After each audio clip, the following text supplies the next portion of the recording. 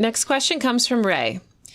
My wife and I have been married for 5 years and are expecting our first child later this year. Aw, yay. She's 38 with no job and no savings. I'm her retirement plan.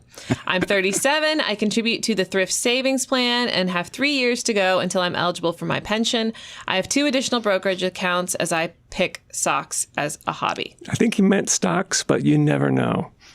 I love that idea. Like, I just like to spend my time pointing at socks. I choose you. That's awesome. I do know a 401k where someone holds Babe Ruth's bat in the account. So I don't know. Maybe he has a collection of very valuable, famous socks. We used to joke about starting Sock Advisor, right?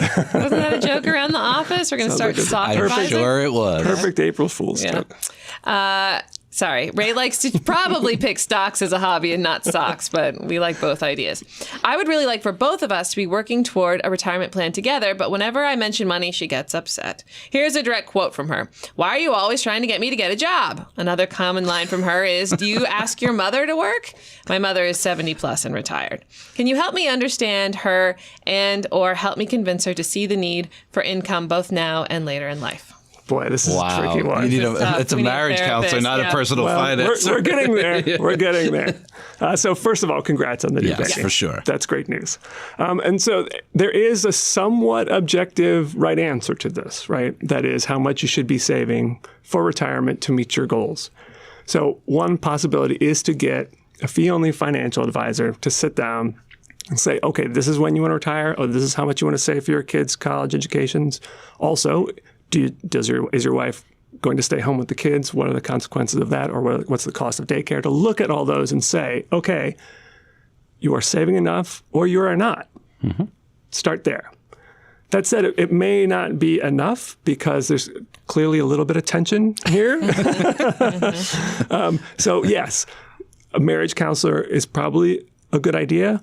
I've mentioned before the Financial Therapy Association. I went to their annual meeting last month.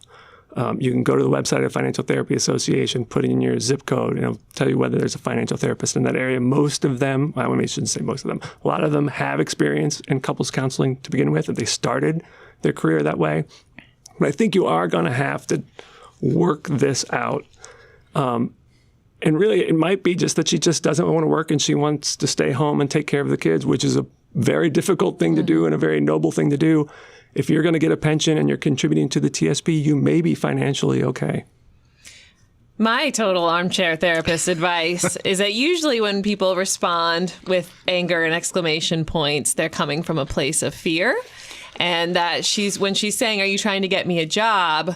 And she's angry and she thinks that maybe she thinks you think she's lazy. And it sounds like maybe you do. But also maybe she's just scared of getting back out there and getting a job and finding something that she loves to do. And maybe it's a matter of being like, well, what do you want? Like, is there something you want to do? Is there like, what would make you excited to go to work every day? Because that's fulfilling. I mean, we just talked about that with the expert from AARP, that like having a job, raising kids is so hard, and that is a job. That is absolutely a job. But having, work outside of the house can be fulfilling and exciting too if you find the right thing, right? For sure. Yeah. I don't know. So that's my advice, is to maybe see if she's scared and that she's responding from that.